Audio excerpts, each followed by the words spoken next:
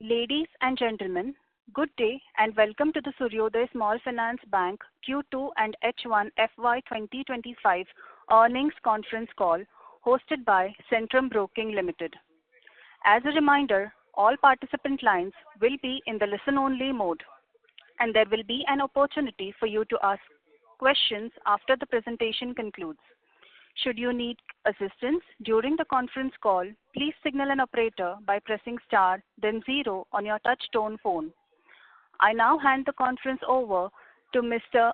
Shailesh Kanani from Centrum Broking Limited. Thank you, and over to you, sir. Thank you, Tanmaya.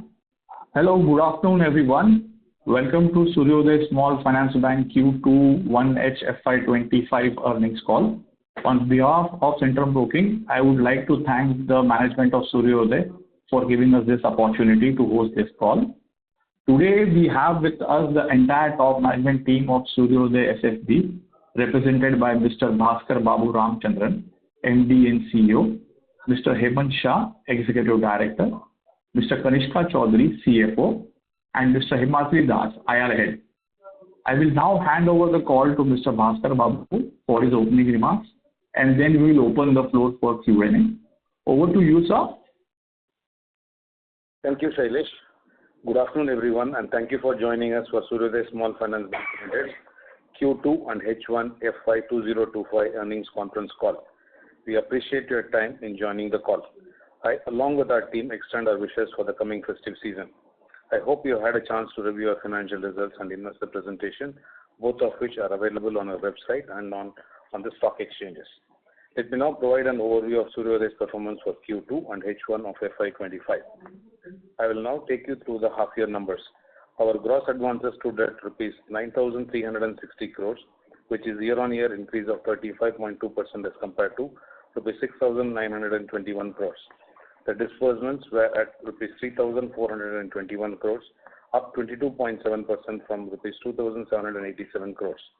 Disbursements remain strong across all segments, particularly in Vikas loans, V's and mortgages.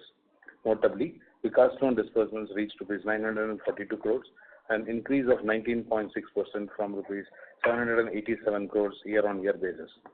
Our deposit base has also expanded, standing at rupees 8,851 crores, which is 38.6% increase from rupees 6,387 crores year-on-year basis.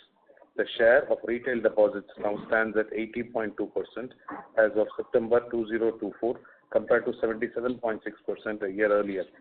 Also, our CASA ratio has improved to 17.9%, up from 15.7% in September 24 year-on-year basis. Collection efficiency for H1 FY25 stood at 93.9% as against 96% in H1 FY24, primarily due to overall market scenario in the microfinance segment. Our gross NPA remains stable at 2.9% as of September 24 compared to September 23. The net NPA has improved to 0.8%, down from 1.4% a year earlier. Of the total GNPAs of rupees 273 crores as at September 24, GNPAs covered under the Credit Guarantee Scheme CGFMU is approximately 190 crores, and the amount claimable would be approximately rupees 140 crores. Now let's move on to our financial performance. Our total income increased by 29.6% year-on-year, rising from rupees 548.5 crores to rupees 710.8 crores. Our net interest income, or NII, increased by 33.1%, moving from rupees 445.8 crores to rupees 593.2 crores year-on-year. The pre-provision operating profit increased 28.3% from rupees 211.4 crores to rupees 271.2 crores year-on-year. As of September 24, our cost of funds stood at 7.6%, up from 7.2% in September 23. The cost-to-income ratio for H1 FY25 was 61.8%, slightly higher than 61.5% for the corresponding period last year. Profit after tax increased by 17.9% year-on-year from 97.9 crores to rupees 115.5 crores. We continue to maintain a healthy capital position with CRAR at 24.9%, well above the regulatory requirement of 15%.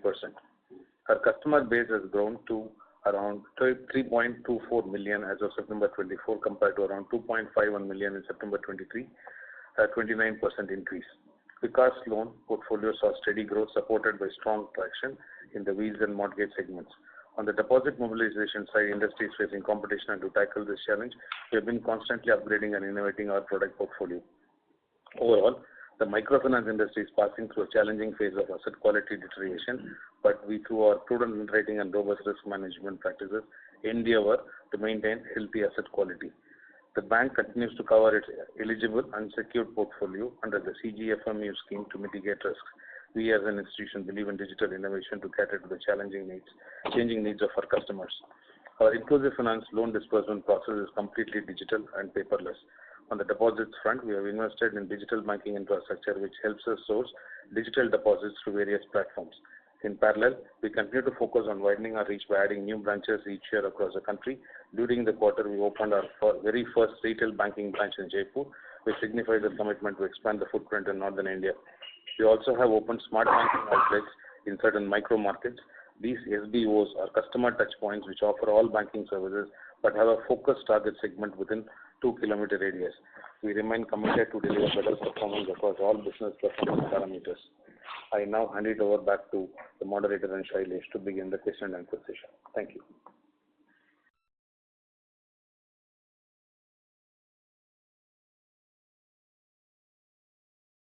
Thank you very much. We will now begin the question and answer session. Anyone who wishes to ask a question may press star and 1 on their touch-tone telephone. If you wish to remove yourself from the question queue, you may press star and 2. Participants are requested to use handsets while asking a question. Ladies and gentlemen, we will wait for a moment while the question queue assembles.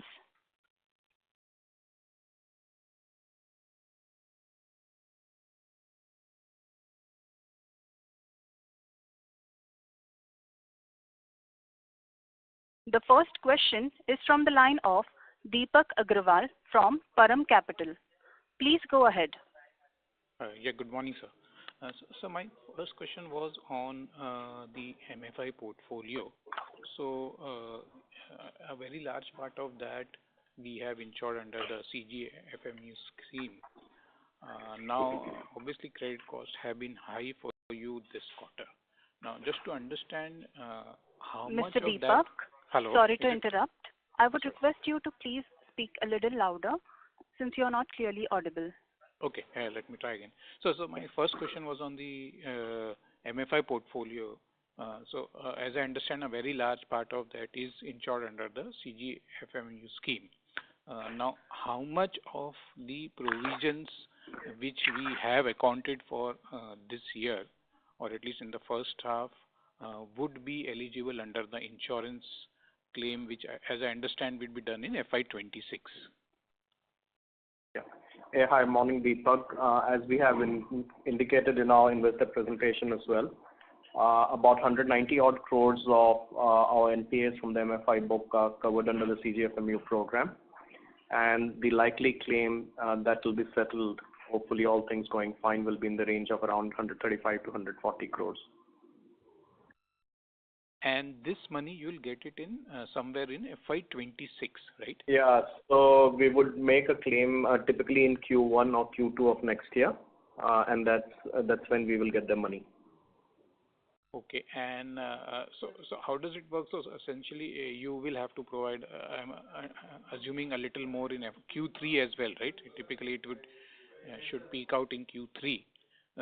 So you'll have to first provide, then end of the year you'll claim. So this number will also move ahead, right? That 190 and 135 crores. So so if we talk of credit cost, you will see that our cumulative credit cost in first half of the year is around 120 odd crores.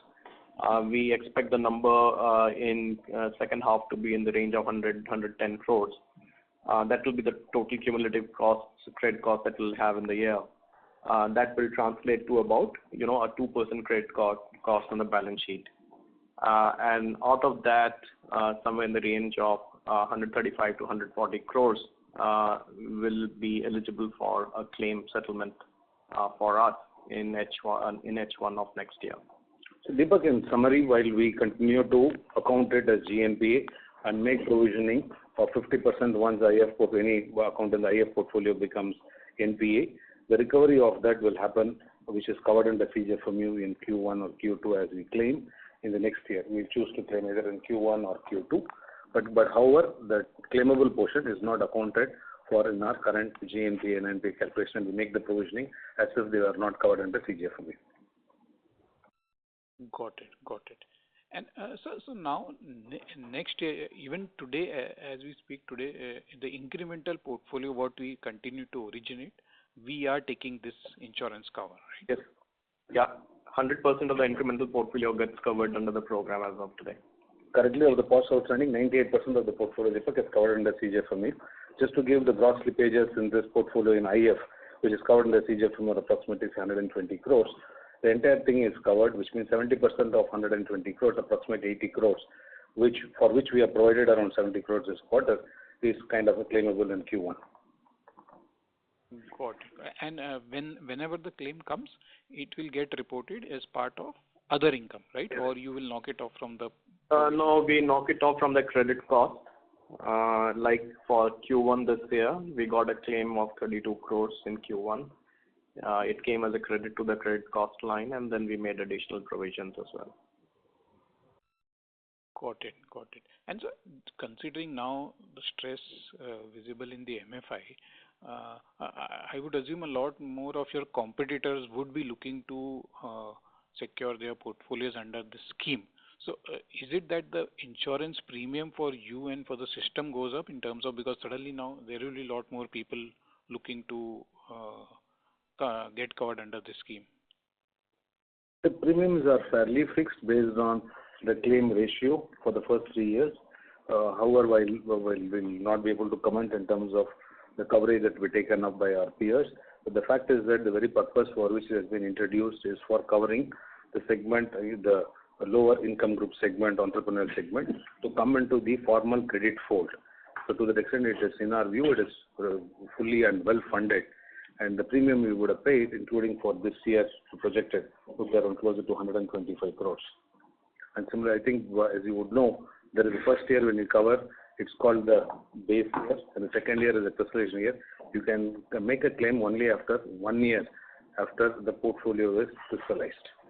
So there is a timing. So assuming that an institution starts today, the claim technically can happen at the earliest in 12 to 18 months. Right. Got it.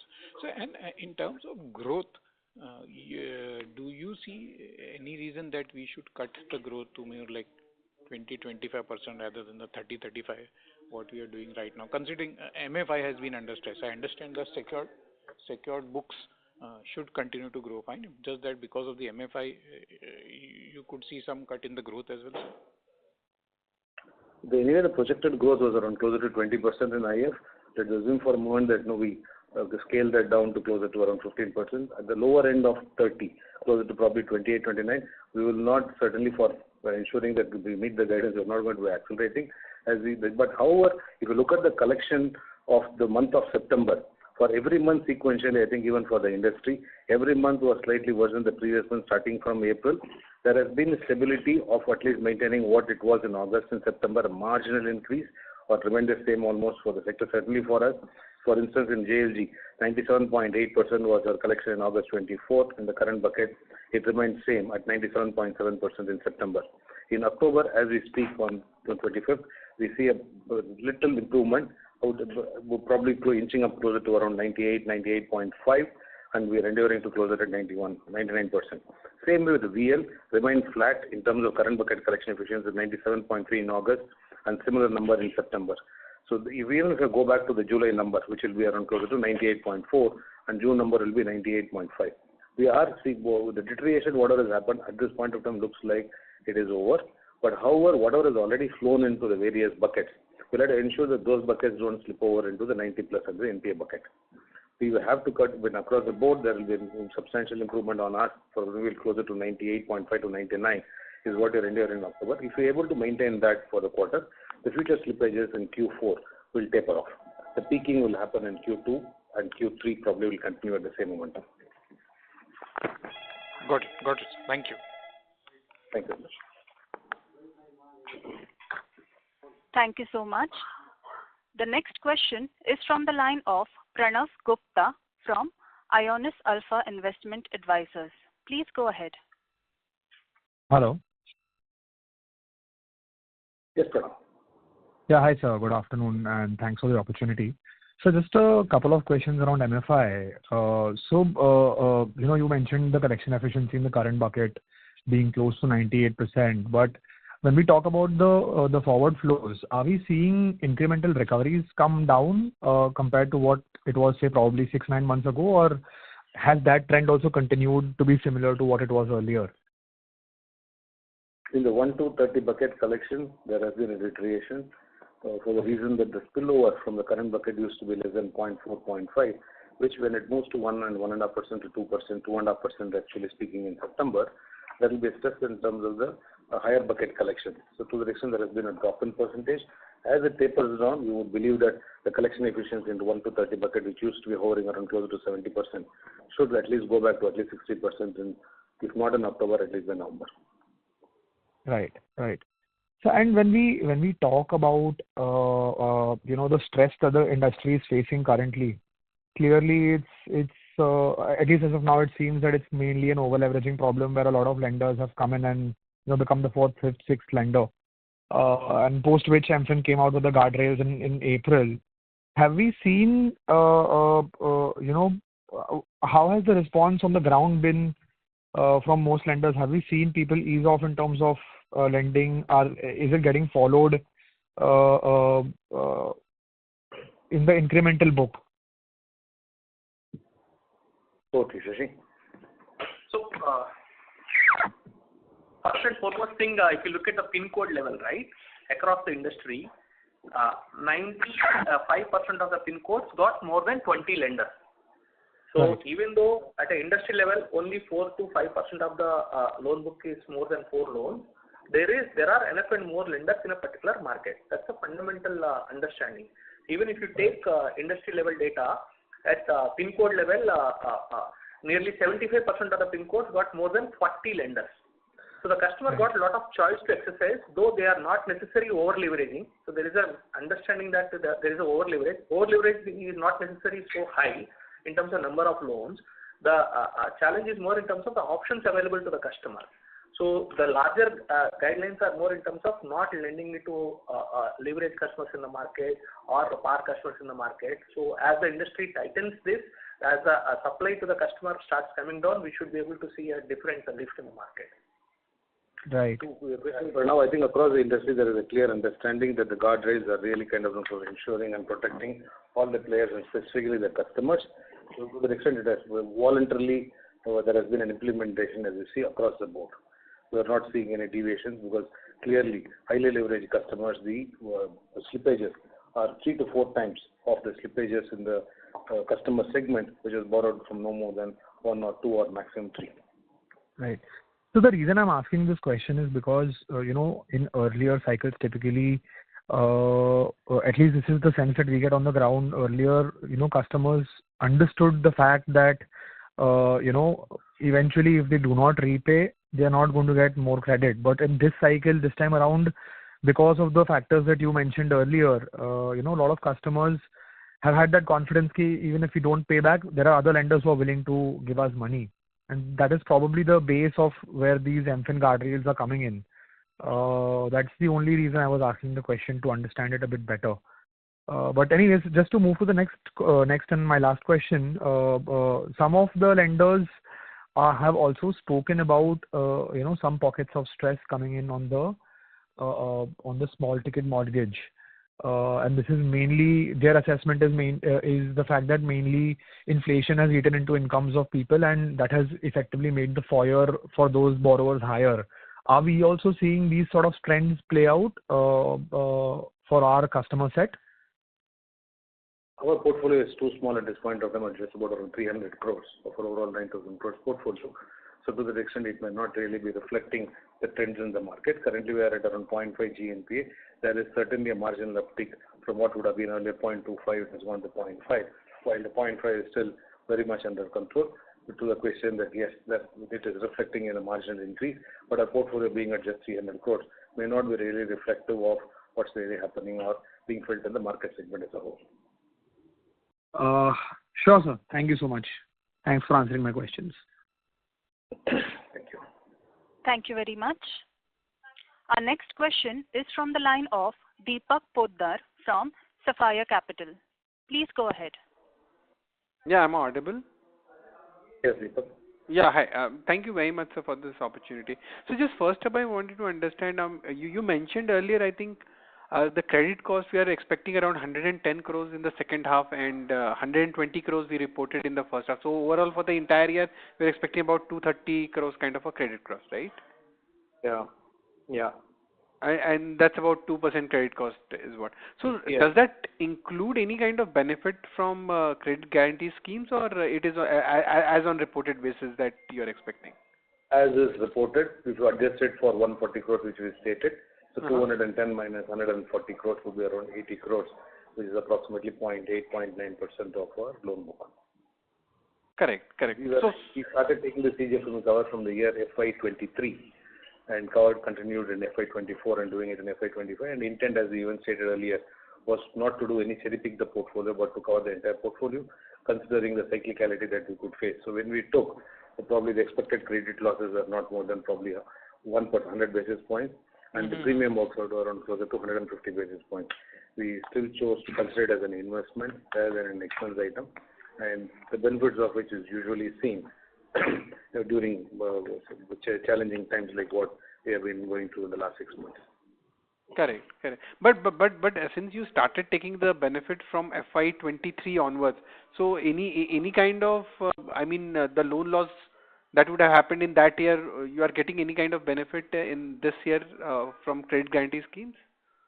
Yeah, we did. So in Q1 we got a claim of 32 crores. And we basically utilized that amount to further, enhance our provisioning and floating provision. So that's been our strategy this year. Next year, the number is going to be significantly higher. So we will have to decide at that time how much of that money we keep aside for further provisioning. Okay, and so for this entire year, what sort of claim we are expecting? Which was 32 crores in first quarter? So as of today, we expect a claim of around 150 odd crores. FY25, 150 crores claim, right? Yeah. So when we are saying credit cost of 230 crores for entire year, here this 150 crores of claim is adjusted, right? I mean, ideally.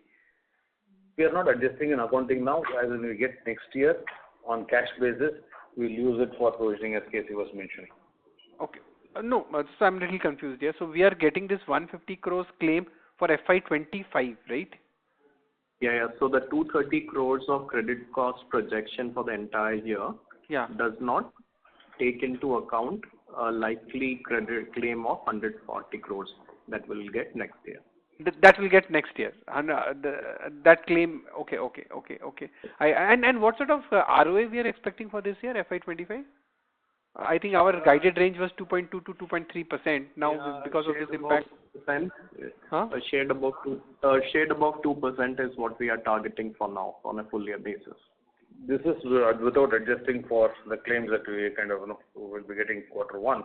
To adjust for that, it will be closer to around 2.7, 2.8. But net of that, it will be closer to 2%.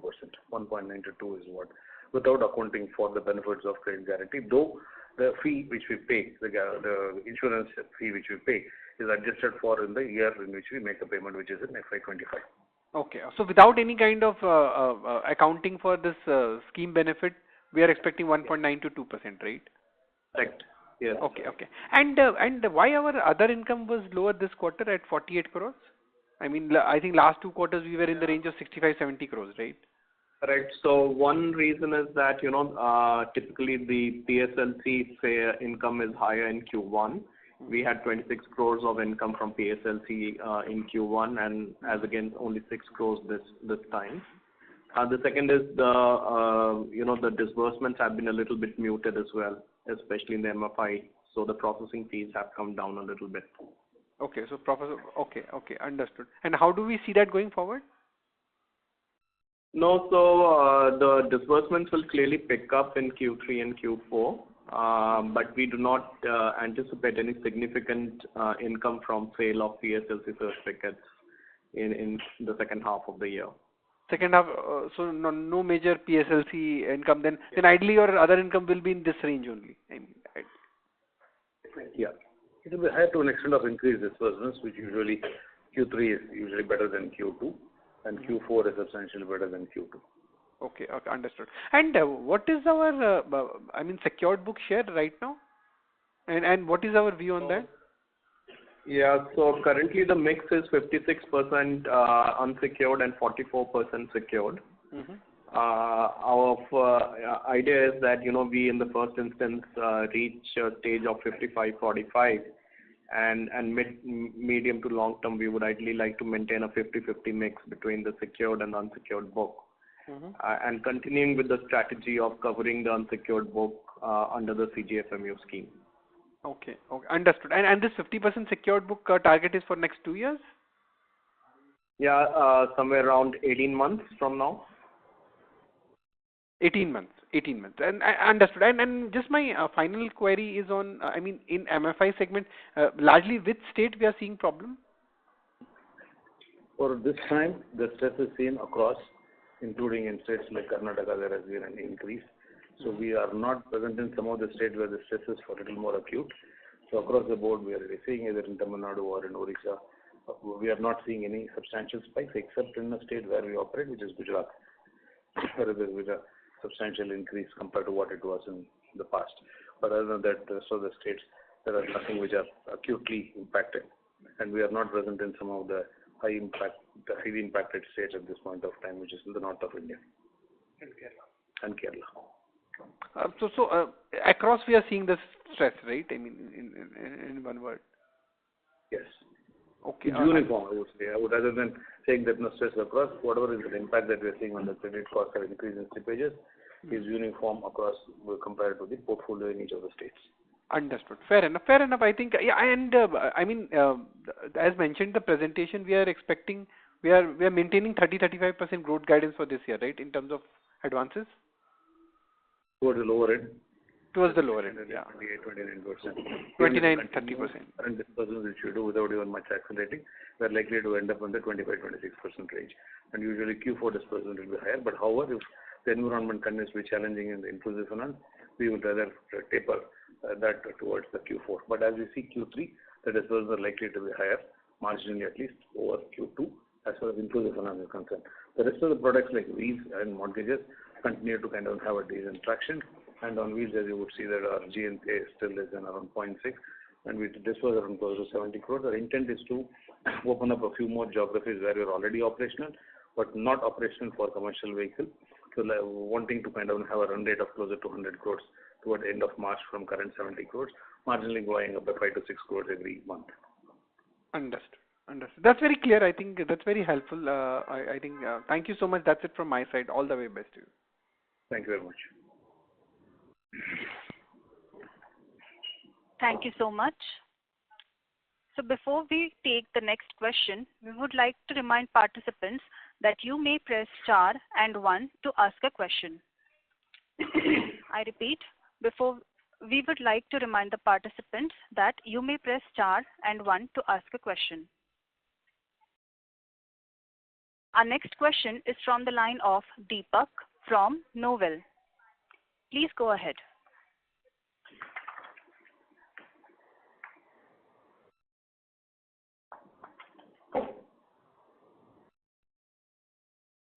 Mr. Deepak, your line is unmuted.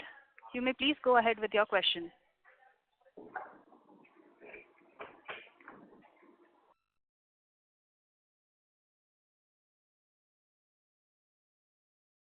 Since there is no response, we will go ahead with the next question,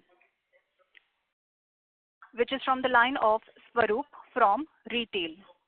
Please go ahead. Hello, sir. Thank you for the opportunity.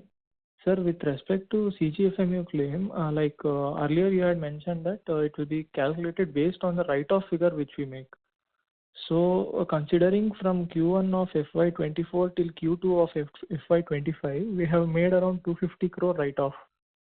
So even if we consider like allot 75% weight to unsecured book out of that 250 crore, so 250 into 75% into 72.75% will be around 190 crore. Is that the right way to calculate, sir?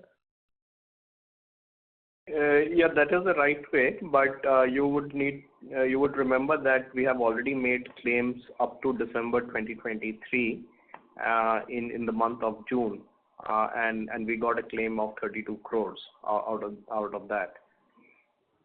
So our next claim will be for the period from January 2024. Okay, January 2024. Understood, sir. Sir, my next question is with respect to like this one, sir, ECLGS. Any update on ECLGS book, sir? Like earlier you had your guidance of 2.5% GNPA which you are giving. Is it because of the ECLGS refund that it is boosting your confidence to give that guidance, sir? Yeah, so now we are left with a very small ECLGS book. So in our NPS today, it comprises 30 crores of ECLGS covered portfolio. And we continue to make collections on that. Our provisions in that today is about 15 crores out of the 30 crores. So we have received around, like earlier you had told that around 45 crores was there, 9 crores we have received, and out of still 36 crores, around 15 crores we have received till now. Yeah, that's the combination of the monies received by us and what we have also provided. Then why is our other income still so much low, sir? Other income will not have. Are you referring to other income or credit costs? Other income, sir. Oh, you are referring to PSLCs, right? So that's got nothing to do with the ECLGS pool. Okay. In the Q1, our PSLC income was 26 crores. And in Q2, typically as the market softens, we have made 6 crores of income from PSLC. Okay, sir. So, sir, can we expect at a pre-provisioning level to touch around 600 crore this year, sir? And along with that, the provisioning figure which you are telling, the credit cost figure, that 230 to 240 crore, will it be a direct P&L item 240 crore which you are telling for this current year after deducting that ECLG like CGFMU claim of 32 crore, sir? So on a full year basis, we will expect our pre-pop to be in the range of around 570-580 crores, right? And okay. We are talking about a projected credit cost of around 210-220. So that would mean on a PBT basis, we are talking of a 300 crore number and 225 of that. Okay. Sir, like earlier Bhaskar sir was telling that the CGFMU claim, like premium would always be higher than the claim what we make. But like as far the situation is going, sir, like we are seeing more and more write-offs going on, sir. So I think it would be more of a beneficial thing than what we estimated, right? When we started the scheme, we did not really kind of link it directly to the claim should be higher than the premium paid. This is an investment for ensuring normalcy of the inclusive finance portfolio over a period of time. It is from a normalizing perspective not to really have any hiccups in terms of spikes. So irrespective of whether our credit cost will be at around 0.5, 0.6%, which will lower than the premium, or the claims will be higher than the premium, that would be incidental based on the market. But our calculation was to create this, make sure this unsecured portfolio of 50% which you're targeting, which currently is around 56%, is not really unsecured, and it is all for business purposes. And given that, we wanted to cover it as a safety net. We started this in the year FY23, when the projected credit losses in this portfolio would have been much lower. So we are at this point of time working on the economics, where we are looking at more like an insurance scheme. We are not taking an insurance only because that we will have the claims. It is to ensure and protect that the portfolio which is unsecured is indeed reasonably secured. Okay, sir. On a net basis, on Q1 of FY26? Yeah, sorry. Thank you. Request that you return to the question queue for follow-up questions, as there are several participants waiting for their turn. Thank you. Thank you, sir. Thank you so much. Our next question is from the line of Ashlesh Sonje from Kotak Securities. Please go ahead. Hi, sir. Good afternoon. Sir, a couple of questions. Firstly, can you share the proportion of your loan book, proportion of your MFI loan book, which is to borrowers who have more than 4 lender associations? From a principal outstanding point of view, currently it's around 25% of the book is above 4+. Where we really see a direct linkage in terms of the stress is when it crosses around closer to 7 loans. Okay, got it. And this is borrowers who have more than 4 lenders, right? Or does it include 4 as well? 1 + 4. +4. Okay, got it. And just a clarification, the 150 basis points of premium which you mentioned for CGFMU, that is on the disbursement amount. Is that right? Yeah, over a period of 2 years. That's correct. Sorry, what do you mean by 2 years? Can you explain that, please? Our typical MFI loans have a door-to-door tenor of 2 years. So premium is being payable each year. On a rundown basis, it will be around 1.5% of the initial limit that is allotted to the customer. Understood, sir. Perfect. Thanks a lot. Those are all the questions. Yeah. Thank you very much. Our next question is from the line of Shripal Doshi from Equirus. Please go ahead. Hi, sir. Thank you for giving me the opportunity.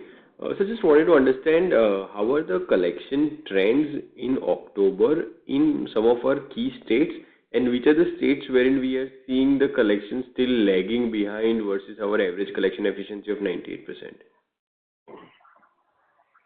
The likely increase currently as per the trend as of we see today is around closer to from 97.5%. It is likely to inch up. 97.7 was the JFG collection in September. 97.3 was in VL. Total IF portfolio was 97.5. We are kind of likely that we will be inching closer to 98.5 and above, probably towards 99. But 98.5 is what we have visibility as we speak. This is visibility for 3Q end or November end? It's your November to November end on the current portfolio. Got it, sir. Got it. And so this credit cost number that you highlighted is building in that thought process that we will be 98.5% by November. Yes, that's correct. Got it, sir. Got it. Thank you so much, sir. Yeah. Thank you so much. Our next question is from the line of Mohan Raj from Trumians. Please go ahead. Yes, sir. So I have one question from my side. Like to get qualified for a universal banking license, so we need to maintain this GNPA under 3% for 2 consecutive years, right? So how do you see that? Like, do you see any challenge there? So currently, as we stated, that we are kind of focused in terms of given our size, in terms of creating a strong small finance bank. So we aren't really kind of working out in terms of wanting to apply even for a universal bank in the next 1.5 years. So we are still very close to 3 and 1, and we shall continue to be, but it is with respect to the fact that becomes the eligibility factor for applying for a universal banking license. At the end of the last financial year, we are under that, and we kind of based on our guidance and our own projections, we'll be less than 3 and 1 at the end of this financial year as well. So technically, while we may qualify, but the intent is not to really be in a hurry to apply at this point of time. Okay, sir. Thank you so much. Thank you very much. Our next question is from the line of Vatsal Parag Shah from Knightstone Capital. Please go ahead. Yeah, hi, good afternoon, sir. Just one question. What will be our PAR 0 to 30 book? PAR 0 to 30 book in percentage. PAR 1 to 30. PAR 1 to 30. PAR 1 to 30 about 2.8%, less than 3%. 2.8. 2.8. Got it. Yeah, that's it. Thank you. Thank you very much. Our next question is from the line of Kushal Borlikar from HDFC Bank Limited. Please go ahead. My question has been covered. Thank you. Thank you very much. Our next question is from the line of Shailesh Kanani from Centrum Broking Limited. Please go ahead, sir. Sir, just wanted to understand, when you said in our book, around 25% of our borrowers have more than 4+ lenders, and in terms of AUM exposure, how much that would be, and also what makes us confident of growing this year if the number of lenders is this high? So wouldn't that fall off guardrails and we would not be able to refinance if they come for refinance? So let Shashi answer the percentage, I think approximately 20%. What is the percentage of portfolio when 5+? At the time of lending, At the current layer, yes. in the current layer, yeah, it's about 1/5 of the portfolio. Lenders will be lower. Loans is 1/5. Lenders will be less than 20%. Lenders wise. There are lenders who are giving multiple loans in the market. Shailesh, from a point of view of growth for H2, the more focus will be on the 2.5 lakh curated customers which fit into the guardrail, and over and above that in terms of scorecard, which will be the Vikas loan customer graduating both from JSD as well as from within the Vikas loan.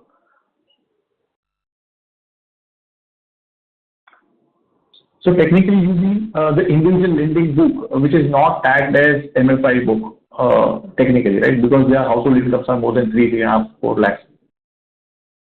I didn't get the question, did you? Yeah, that's right. We will be basically focusing on growing the individual loan book. The growth in the MFI joint lending group book will be very, very moderate. Shailesh, our Vikas loan is already higher than our JLG book, and we consider not just the microfinance book but also the retail book of applicant, co-applicant, and we build a propensity-based scorecard, and we project whether the customer is likely to be high risk, medium risk, low risk, and we filter out. We reject 17% of the customers who are on zero DPD across all loans. So that's otherwise in a standard BRE they will go through as a approved customer, but we reject them though they are clean on all loan tracks. So this is our scorecard. So just to get that number right, is it 20% of the book or 25% in terms of 5+ lenders, 4+ lenders? In terms of the POS, it's around 25%, 26% of the POS is on 1+5. Okay. One more question from my side. So in that case, what would be a normalized profit, ROA, ROE, credit cost, adjusting for CGFMU, say, suppose we take around 6 quarters horizon from now or 4 quarters when we have done this first half FY25 and the claim has kicked in? So I think for this particular year, on a full year basis, we would be targeting about 2% of ROA and ROE in the range of 14 to 16%. That would be our guidance for the financial year.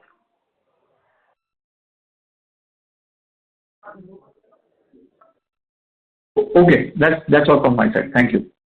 Okay. Thanks, Shailesh. Thank you very much, sir.